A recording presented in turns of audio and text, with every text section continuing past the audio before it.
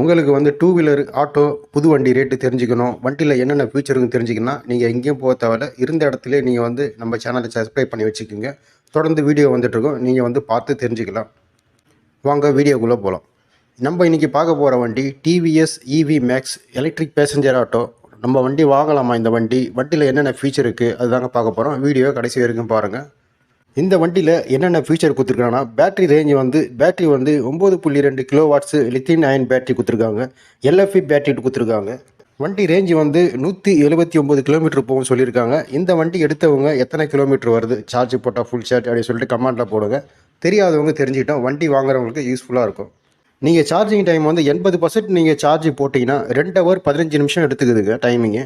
இதே வந்து நீங்கள் 100% சார்ஜ் போட்டிங்கன்னா 3 ஹவர் 25 நிமிஷம் எடுத்துக்கு டைமிங்கு. பரவாயில்ல, இந்த சார்ஜிங் டைம் வந்து கொஞ்சம் கம்மியாக இருக்குது. சார்ஜ் போட்டு கொஞ்சம் வண்டி ஓட்டலும் கொஞ்சம் யூஸ்ஃபுல்லாக இருக்கும். ஹெட்லாம்ப் வந்து எல்இடி டைப் கொடுத்துருக்காங்க. வண்டியில் ஸ்பாட் எக்ஸலண்ட் இருக்குது, ப்ளூடூத் கனெக்டிவிட்டி இருக்குது, நேவிகேஷன் சிஸ்டம் இருக்குது. பிரேக் டைப் வந்து 3 வீலுமே வந்து ட்ரம் பிரேக் கொடுத்துருக்காங்க.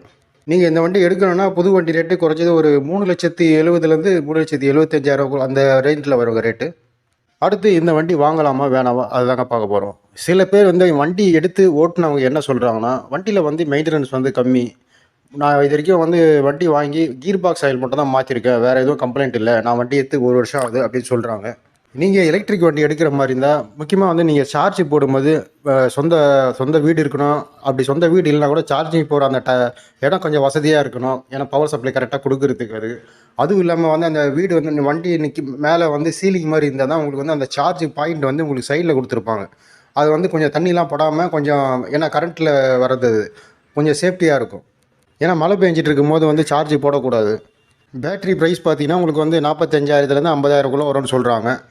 வண்டி வாரண்ட்டி வந்து என்ன சொல்லியிருக்காங்கன்னா, அதாவது 6 வருஷம் 1,50,000 கிலோமீட்டர் வரைக்கும் வாரண்ட்டி கொடுத்துருக்காங்க. பேட்டரிக்கு வண்டிக்கு எல்லாம் உங்களுக்கு. பேட்டரி வண்டி வாங்குற மாதிரி இருந்தால், எந்த ஆட்டோ வாங்குற மாதிரி இருந்தாலும் நீங்கள் வந்து சார்ஜ் போகிறதுக்கு அந்த இடம் வசதி கரெக்டாக அந்த சீலிங்லாம் இருந்ததுன்னா தண்ணி படாத அளவு இருக்கணும். அது மாதிரி இருந்தால் வாங்குங்க. என்ன பேட்டரி ப்ரைஸ் வந்து அதிகமாக இருக்குது, அந்த ரேட்டெல்லாம் வந்து கொஞ்சம் கம்மி பண்ணிவிட்டு தரமாக கொடுத்தாங்கன்னா இந்த வண்டி நிறைய பேர் வாங்குறதுக்கு வாய்ப்பு உண்டு.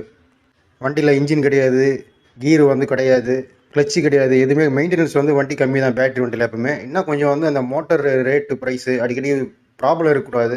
அதெல்லாம் இல்லாமல் இருந்தாங்கன்னா வண்டி வாங்குறவங்க வந்து யூஸ்ஃபுல்லாக இருக்கும் வண்டி. இந்த வண்டின்னு கிடையாது, எலக்ட்ரிக் ஆட்டோ எது இருந்தாலும் சரி. ஸோ கொஞ்சம் வயசு அதிகமாக இருக்கவங்க இந்த வண்டி ஓட்டினாங்கன்னா உடம்பு வலி அந்தளவுலாம் அவங்களுக்கு இருக்காது. உங்களுக்கு இந்த வண்டியில் கீரு கிடையாது, கிளச்சு கிடையாது, எதுவுமே கிடையாது. இந்த வீடியோ உங்களுக்கு பிடிச்சிருந்தா லைக் பண்ணுங்கள், ஷேர் பண்ணுங்கள், சப்ஸ்கிரைப் பண்ணுங்கள், கண்டிப்பாக ஃபாலோ பண்ணுங்கள்.